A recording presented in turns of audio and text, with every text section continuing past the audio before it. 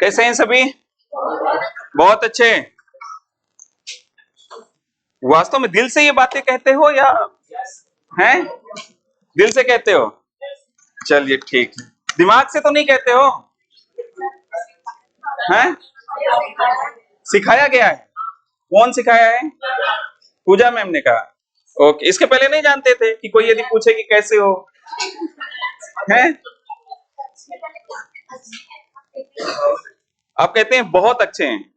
चलो ठीक है, बहुत बढ़िया। अच्छे और बहुत अच्छे में क्या डिफरेंस है? What is the difference between अच्छे एंड बहुत अच्छे? गुड एंड वेरी गुड हैं? किसका? क्या बोला? प्रविशेषण का प्रयोग हो गया है। ओके ठीक है, तो अच्छा प्रविशेषण नहीं है? चलिए बहुत बढ़िया, ठीक है। आप लोग भी समझिए कुछ प्रविशेषण भी होता है कुछ, ठीक है। वैसे सामान्य रूप से यदि कहा जाए तो रिलेटिविटी का डिफरेंस है। रिलेटिविटी का मतलब समझते हैं? अब उसको हिंदी में क्या कहते हैं मुझे भी नहीं पता, शायद सापेक्षता बोलते हैं। सापेक्षता कि मींस किसी से तुलनात्मक रूप से हम कह रहे हैं कि इससे शुभ, इससे बेटर, है ना? जैसे गरीबी का जो सिद्धांत होता है वैसे ही। ओके ठीक है, कोई डाउट किसी को? कोई प्रश्न? हाँ बोलिए। ठीक है, और कुछ? एक इनका डाउट है संविधान की संरचना।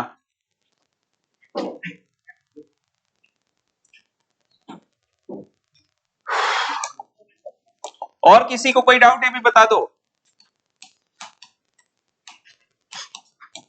संविधान की संरचना, संविधान सभा की।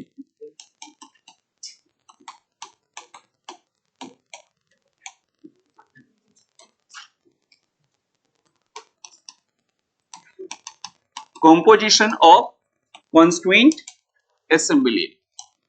इतना ही है, इसके अलावा तो कोई डाउट नहीं है? ओके ठीक है, गुड।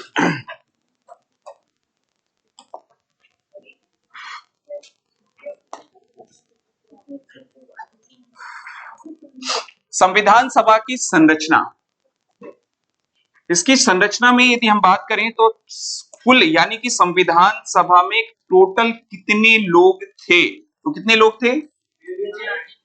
389, 389, 389 सदस्य।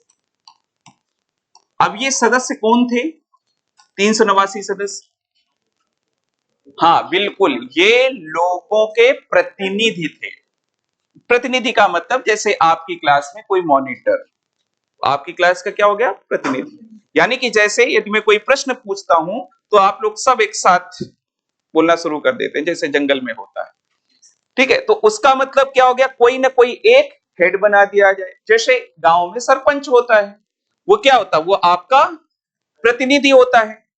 उस ग्राम पंचायत के क्षेत्र में उसकी अनुमति के बिना, वो एक रवि किशन की मैंने मूवी देखी नहीं है पर उसका वो सुना है मैंने कि रवि किशन शायद चोर रहते हैं और मनोज तिवारी जो है वो उस पर्टिकुलर जिले के शायद वो एसपी रहते हैं।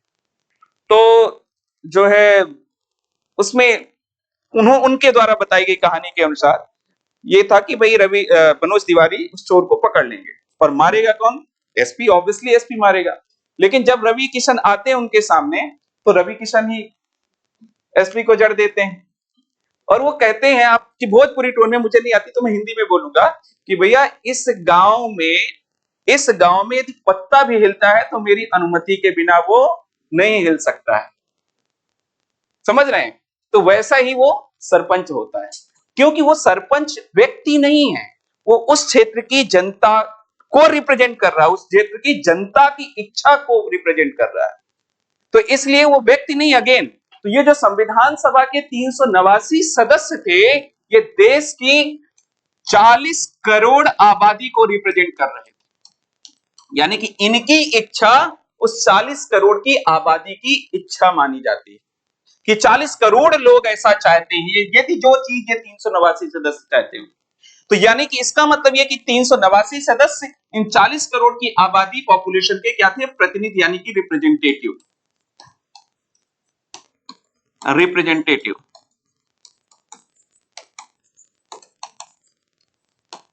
40 करोड़ की आबादी के रिप्रेजेंटेटिव। अब ये जो 389 सदस्य थे, ये कौन थे, कहां से आने थे, कैसे आने थे, ये महत्वपूर्ण है यहां पर। तो ये 389 सदस्य, हमने ये कहा, ये जो 40 करोड़ की आबादी थी, ये दो हिस्सों में विभाजित थी। 40 करोड़ पॉपुलेशन जो थी, ये दो हिस्सों में डिवाइडेड थी। और दो हिस्सों में डिवाइडेड कैसे थी कि एक क्षेत्र जो था जहां पर ब्रिटेन की सरकार प्रत्यक्ष रूप से शासन करती थी, the government of Britain was ruling there. तो ये आप कह सकते हैं ब्रिटिश भारत जिसको हम कहते हैं, ऐसा क्षेत्र ब्रिटिश भारत, ब्रिटिश भारत यानी कि British India,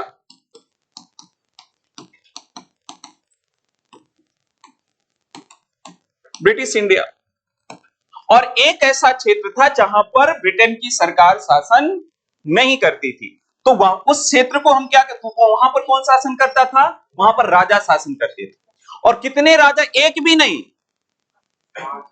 about 560, more than, आप ये भी कह सकते हैं मोर देन 500, लगभग 600, इसमें एग्जैक्ट फिगर मैंने कहा था नहीं है, तो लगभग आप चीजें कर सकते हैं, मतलब कि लगभग 600 राजा शासन करते थे। तो ये, लेकिन उनको वो जो राज्य होता था उसको क्या कहा जाता था उस समय, देसी रियासत यानी कि प्रिंसली स्टेट।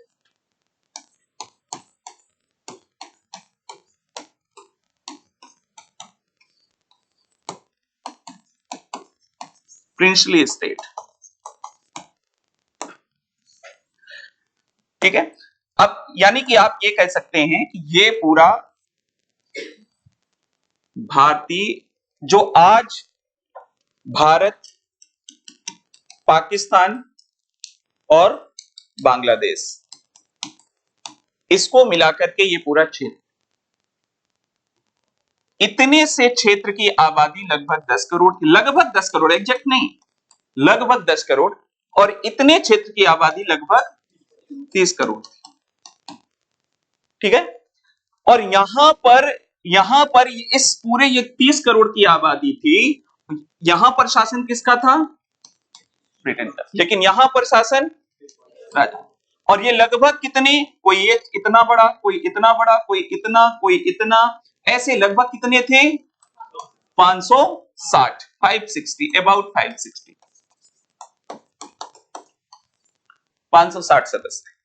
और यहां पर ऐसे राजा नहीं थे, राजा नहीं थे, क्योंकि ब्रिटेन का शासन था, ब्रिटेन का शासन था। तो ब्रिटेन का शासन कैसे था, जैसे आज देश में राष्ट्रपति या प्रधानमंत्री कह लीजिए, वैसा ही पूरे देश का एक क्या होता था, गवर्नर जनरल, गवर्नर जनरल, पूरे देश में शासन करने के लिए, ठीक है।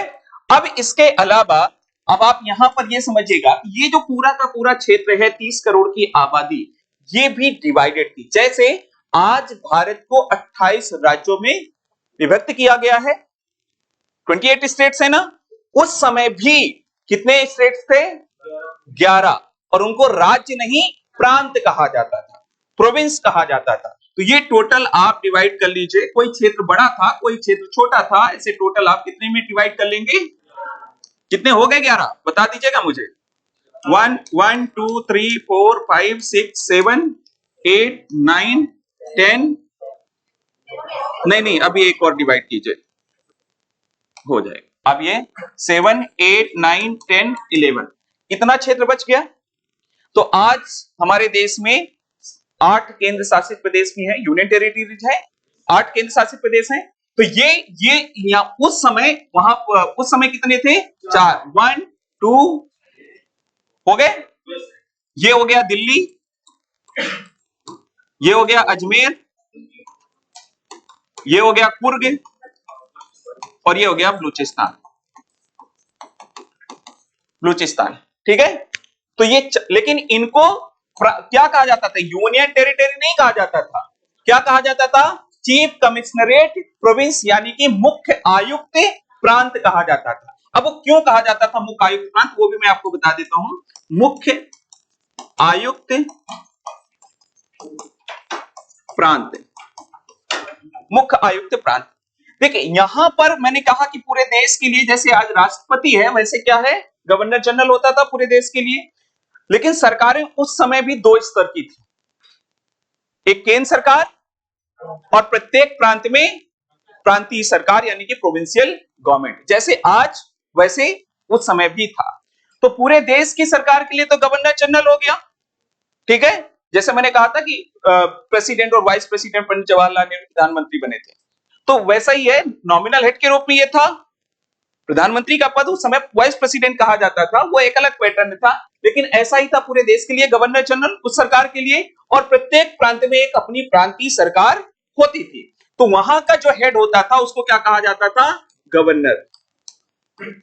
वहां का जो हेड होता था, आज भी राज्यपाल होता है ना राज्यों में, वैसे ही उस समय हिंदी शब्द नहीं प्रयोग किया जाता था, इंग्लिश शब्द भी गवर्नर। आज हिंदी में भी देवनागरी में हम राज्यपाल को गवर्नर लिख देते हैं, ऐसे ही सेम लिख देते हैं राज्यपाल को, ठीक है। तो इनको क्या कहा गया, इन 11 को, क्योंकि गवर्नर का शासन हुआ करता था, तो क्या कहा गया? गवर्नर प्रांत या गवर्नर प्रोविंस। टोटल कितने थे? 11। अब प्रत्येक प्रांत की जनसंख्या बराबर नहीं, आज भी नहीं है राज्यों की जनसंख्या बराबर, उस समय भी प्रांतों की जनसंख्या बराबर नहीं थी। अब ये जो निर्धारित ये किया गया कि ये जो सीटें होंगी, ये 389 जो मैंने लिखा 389 389, ये 389 सीटें कैसे आई थी? 40 करोड़ की आबादी के अनुसार। और यह निर्धारित किया गया कि प्रत्येक 10 लाख की आबादी में एक सदस्य होगा, और इस प्रकार से लगभग 40 करोड़ की आबादी में टोटल सदस्यों की संख्या 389 होगी। तो इसका मतलब यह हुआ कि यदि इस प्रांत की जनसंख्या, सपोज कीजिए इस प्रांत की जनसंख्या सपोज कितनी है, मान लीजिए सिर्फ 40 लाख, तो इसको कितनी सीटें मिलेंगी? 4। और मैंने आपको एग्जांपल दिया था कि संयुक्त प्रांत, जो आज उत्तर प्रदेश आप कह रहे हैं, उस समय संयुक्त प्रांत यूनाइटेड प्रोविंस हुआ करता था। संयुक्त प्रांत को टोटल 55 सीटें मिली थी। अब आप लगाइए आबादी कितनी रही होगी? लगभग 5.5 करोड़ की आबादी लगभग। तो जिसकी सबसे ज्यादा आज भी उत्तर प्रदेश है, उस समय भी सबसे ज्यादा यूनाइटेड प्रोविंस उत्तर प्रदेश की थी, तो सबसे ज्यादा सीटें इसी को मिली होती। इस अनुपात में टोटल मिलाकर के लगाया गया, टोटल तो 11 प्रांतों में टोटल जो सीटें आई वो कितनी आई? 292 292 सीटें आई। इसका मतलब यह हुआ 292 का मतलब क्या हो गया कि लगभग कितनी आबादी? 29 करोड़ 20 लाख के आसपास, ऐसा ही ना, 29.2 इतनी आबादी 11 गवर्नर प्रांतों को मिलाकर के। और इन 4, इसको भी एक दी गई, इसको भी एक दी गई, इसको भी एक और इसको भी एक, 4 सीटें टोटल दी गई मुख्य आयुक्त प्रांत के। अब ये 4 सीटें क्यों? क्योंकि लगभग इसकी आबादी 10 लाख, इसकी लगभग 10 लाख। अब किसी की 11 हो सकती है, किसी की 9 हो सकती है, लेकिन एक एक सीट ऐसे डिस्ट्रीब्यूट करके टोटल 4 सीटें दी गई। अब मुख्य आयुक्त क्यों कहा गया? क्योंकि यहां पर तो गवर्नर होता था, आज भी केंद्र शासित प्रदेशों में गवर्नर राज्यपाल नहीं होता है, गवर्नर नहीं होता है, तो उसको क्या कहा जाता? प्रशासक, एडमिनिस्ट्रेटर, फिर उसके अलग अलग नाम हो जाते हैं, लेफ्टिनेंट गवर्नर XYZ, प्रशासक होता। तो उस समय क्या कहा जाता था? मुख्य आयुक्त। और इसलिए कहा गया कि ये प्रांत जो है ये मुख्य आयुक्त प्रांत, यानी कि यहां पर गवर्नर का शासन नहीं होगा, यहां पर मुख्य आयुक्त का प्रांत। तो ये 4 मुख्य आयुक्त प्रांत 292 प्लस 4। अब इसकी टोटल आबादी लगभग 10 करोड़ की थी, लगभग 10 करोड़ की आबादी। तो इनको कितनी सीटें दी गई? 93 सीट्स। अब ये 560 को मिला करके, क्योंकि 560 को लगभग 560 देसी रियासतों को मिलाकर के आबादी 10 करोड़ की थी इतने, और यहां पर सिर्फ 11 की आबादी 30 करोड़ थी। तो यहां पर 93 सीटों इनके दी गई। अब तीनों को जोड़ दीजिए, 292 प्लस 4 प्लस 93 कितना हो गया? 389 हो गया, 389 सदस्य, ठीक है। अब ये 389 सदस्य जो हैं, ये 389 मेंबर जो हैं, यहां पर जैसे आज राज्यों में विधानसभाएं हैं, क्योंकि सरकार थी, यहां पर भी सरकार थी, यहां पर भी सरकार थी, यहां पर भी सरकार थी, यहां पर भी सरकार, तो ये जो सरकारें थी प्रांतों में, इन सरकारों के कारण यहां पर विधायिकाएं भी थी यहां की, यानी कि उस समय क्या कहा जाता था? प्रांतीय विधान मंडल, यानी कि प्रोविंशियल लेजिस्लेचर। आज भी जैसे राज्य की विधायिका हम कहते हैं, तो उस समय भी प्रांत की विधायिका होती थी। उस समय प्रांतीय विधान मंडल कहा जाता था और वो प्रत्येक प्रांत में थी।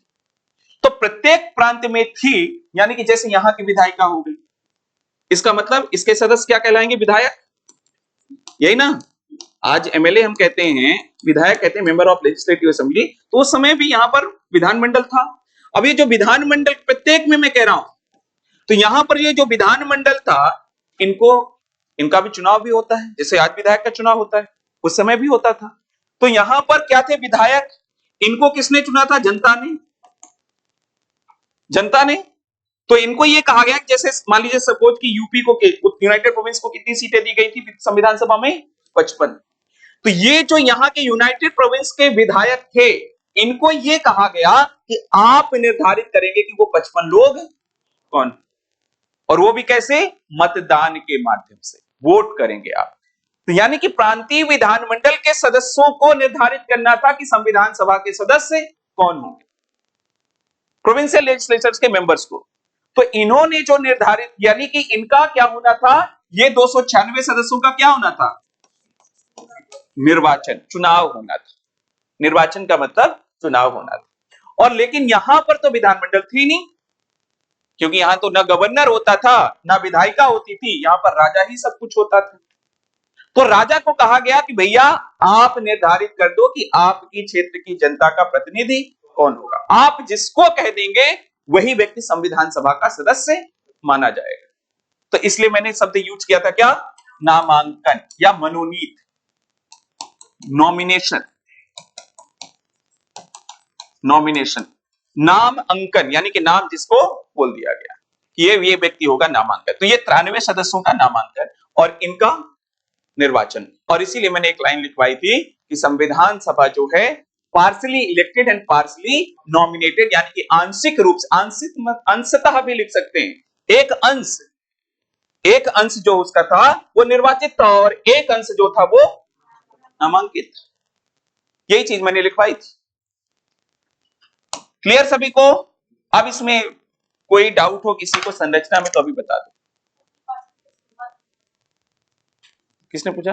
अच्छा, निर्वाचन कैसे हुआ बताया तो अभी मैंने, कि जनता ने किसको चुना? इनको। और इन्होंने किसको चुना? संविधान सभा के सदस्यों को। इसका मतलब क्या हो गया? अप्रत्यक्ष निर्वाचन हो गया ना।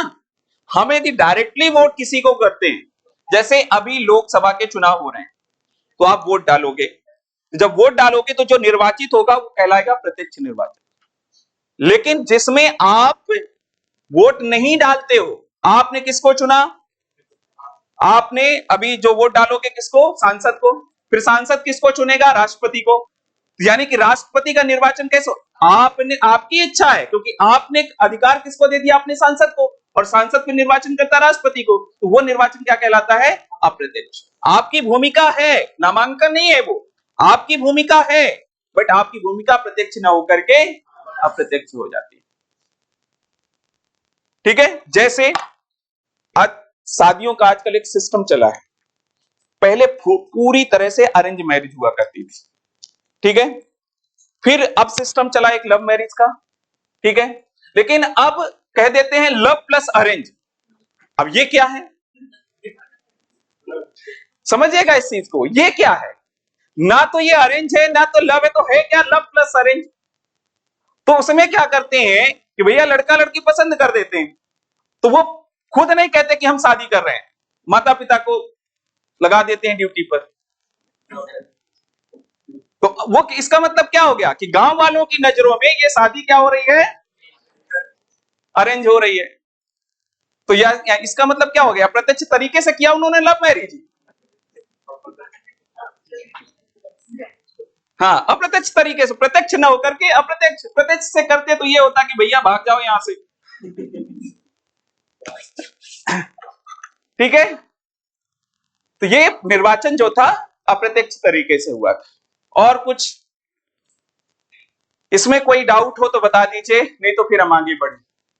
अभी मौका है आप लोगों के पास, नहीं तो दोबारा पूछेंगे तो फिर इतना समझाना पड़ेगा।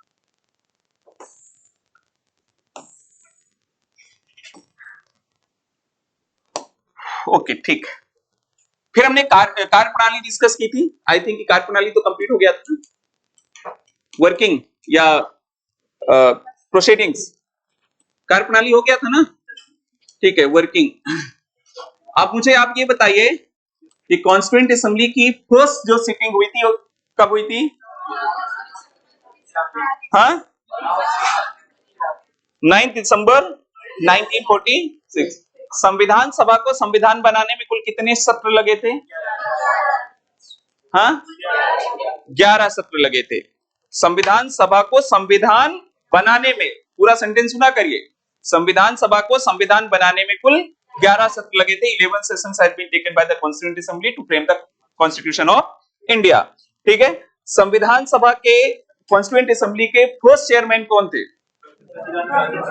डॉक्टर सच्चिदानंद सिन्हा। ठीक है। और सेकंड,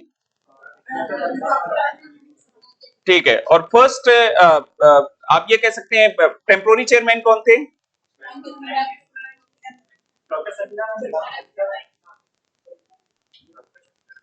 बताओ। हाँ, चेयरमैन मैंने पूछा है, डिप्टी चेयरमैन नहीं पूछा, वाइस चेयरमैन नहीं पूछा। डॉक्टर सच्चिदानंद सिन्हा। और परमानेंट, ठीक है। First nominated deputy chairman of the constituent assembly means पहले नामांकित उप सभापति संविधान सभा के कौन थे? फ्रैंक केंटन। किसके द्वारा नॉमिनेट किए गए थे? सच्चिदानंद सिन्हा के द्वारा। ठीक है। इसके बाद ये बताइए कि वो जो है दो उपाध्यक्ष जो थे वो कौन थे? एच.सी. मुखर्जी और बी.पी. कृष्णमाचारी। ठीक है। संविधान सभा के स्थायी अध्यक्ष को कब निर्वाचित किया गया था? When the permanent president was elected? 11 दिसंबर 1946। ठीक है, गुड।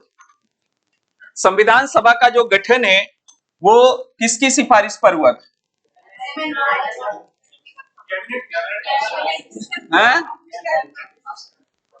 कैबिनेट मिशन के द्वारा संविधान सभा का गठन कैबिनेट मिशन के द्वारा संविधान सभा में संविधान सभा के जो निर्वाचन हुए थे वो कब हुए थे?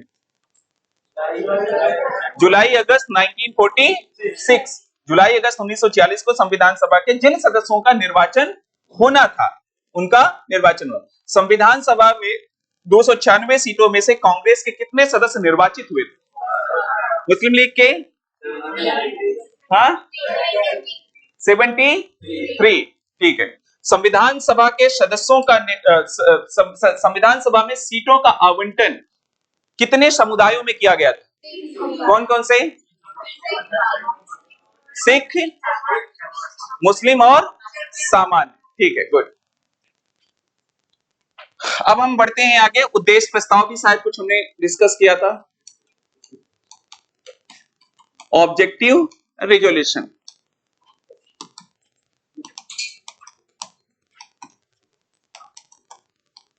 Objective resolution was proposed by Pandit Jawaharlal Nehru. उद्देश्य प्रस्ताव पंडित जवाहरलाल नेहरू के द्वारा कब प्रस्तावित किया गया था? 13 दिसंबर 1940। पक्का? 6 है कि 7 है? हैं? In which session of the constituent assembly?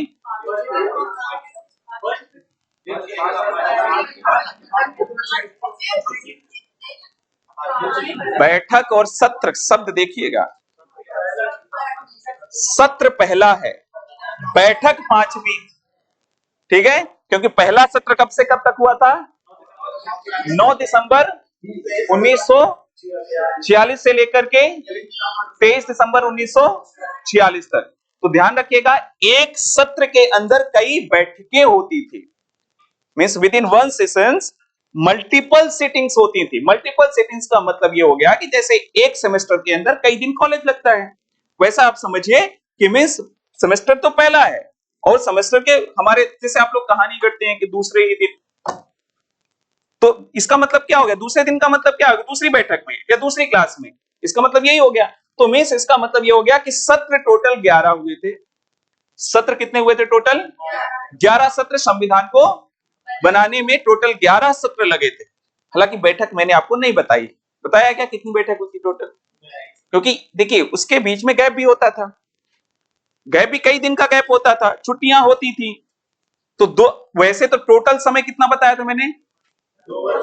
2 वर्ष 11 माह 18 दिन, यानी कि 2 year 11 months and 18 days total समय संविधान को बनाने में।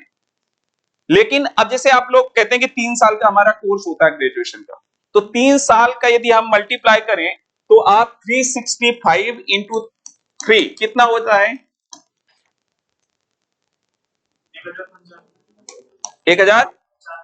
1095। इतने दिन कॉलेज लगता है, लेकिन समय तो पूरा 3 साल लगा। यही कहेंगे ना कि समय तो पूरा 3 साल लगा, लेकिन इतने दिन कॉलेज नहीं लगता। वैसे संविधान सभा के इसका मतलब ये नहीं है कि 2 वर्ष 11 माह 18 दिन लगे, तो इसका मतलब कि 2 वर्ष मीन्स 2 years में कितने दिन हो गए? मतलब उतने दिन बैठके नहीं हुई, टोटल बैठके यदि काउंट किया जाए तो सिर्फ 167 बैठके ही हुई, सिर्फ ओनली 167। इसका मतलब देखिए बहुत सारी चीजें होती हैं, कोई चीज आज हमने डिबेट, कोई बात रख दी आपके सामने, अब आपको सोचने का समय भी तो चाहिए, वक्त चाहिए उस पर रिसर्च करने के लिए। ये कहा गया कि संविधान सभा का ये मुद्दा है, आप इस पर सोचिएगा 4 दिन, इसके बाद फिर हम मिलेंगे, फिर इस पर चर्चा करेंगे। तो ऐसे टोटल बैठ के तो यदि 167 ही हुई थी, तो सत्र आपके 11 ही हुए थे, और उस सत्र में का जो पहला सत्र था 9 दिसंबर 1946 से लेकर के, और 9 दिसंबर 1946 से लेकर के 23 दिसंबर 1946 तक, उसमें जो पहली बैठक हुई थी वो आपकी 9 दिसंबर 1946 को कहां पर हुई थी? दिल्ली के सेंट्रल हॉल ऑफ पार्लियामेंट, या जिसे कॉन्स्टिट्यूशन हॉल कहा जाता है। और वो इसके बाद जो 5वीं बैठक थी, उस 5वीं बैठक में means 5th sitting, first session, पहला सत्र, पहला अधिवेशन, सत्र को अधिवेशन भी कहा जाता है, याद रखिएगा, तो शब्द से कंफ्यूजन ना हो, अधिवेशन। और इसकी with in first session 5th sitting, यानी कि 5वीं बैठक किसके द्वारा प्रस्तावित? ये डेट क्या थी? 13 दिसंबर 1946। और इसके अलावा ये किसके द्वारा प्रपोज किया गया था? पंडित जवाहरलाल नेहरू।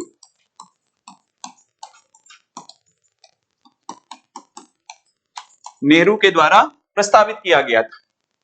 मीन्स पंडित जवाहरलाल नेहरू ने संविधान सभा के सदस्यों के समक्ष ये प्रस्ताव रखा कि भैया इसको डिस्कस कर लीजिए, डिबेट कर लीजिए, और यदि एग्री हो तो इसको एडॉप्ट कर लीजिए, मीन्स इसको स्वीकार कर लीजिए।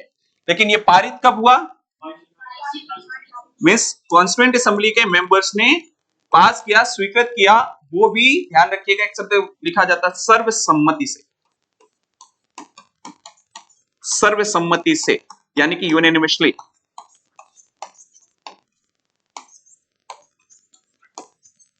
सर्वसम्मति से इसको स्वीकार कर लिया। कब? 22 जनवरी 1947। दिसंबर के बाद चूंकि साल भी चेंज हो जाता है, तो 22 जनवरी 1947। अब ये जो पंडित जवाहरलाल नेहरू के द्वारा प्रपोज किया गया था 13 दिसंबर 1946 को, इसमें टोटल कितने बिंदु थे? 8 पॉइंट। और ये एक प्रकार से क्या थे? ये कि संविधान जो हमारा बनेगा उसका उद्देश्य कुछ इन मुख्य बिंदुओं पर आधारित होगा, यानी कि इस तरह का हम संविधान बनाएंगे। मोटे तौर पर आप ये कह सकते हैं कि लक्ष्य निर्धारित किया गया कि इस इन बिंदुओं पर हम काम करेंगे, ऐसा हमारा संविधान निर्मित होगा, इस पर हम काम करेंगे। तो वो बिंदु कौन थे? मैं 8 पॉइंट यहां पर थे अभी, हाँ ये रहे। अब ये आपको मैं समझा देता हूं एक बार, ये 8 बिंदु क्या थे, फिर सामान्य भाषा में मैं आपको लिखा देता हूं, क्योंकि ये भाषा आपको समझ में नहीं आएगी, ठीक है। तो पहला पॉइंट लिखा है, this constituent assembly declares its firm and solemn resolve to proclaim India as an independent sovereign republic and to draw up for her future governance a constitution। इसका मतलब ये हो गया कि यह संविधान सभा, ध्यान से समझिएगा, यह संविधान it's firm and solemn resolve, यानी कि मजबूती के साथ ये संविधान सभा निर्धारित करती है या कसम लेती है, क्या करेगी कि इंडिया को किस रूप में देखा जाएगा? इंडिपेंडेंट सॉवरेन रिपब्लिक, एक स्वतंत्र, संप्रभु और गणतंत्रात्मक देश के रूप में। यानी कि हमारा जो संविधान होगा ऐसे प्रावधान रखेगा कि जो इस प्रकार से भारत को स्थापित करेंगे। To draw for her future governance a constitution, यानी कि इन मूल सिद्धांतों पर हमारा जो शासन व्यवस्था है वो निर्धारित होगी, इस पर आधारित होगी। पहला पॉइंट मैं सामान्य भाषा में लिखा दूंगा, पहले समझिए। दूसरा, where in the territory that now comprise British India, the territory that now form the Indian states and such other parts of India as are outside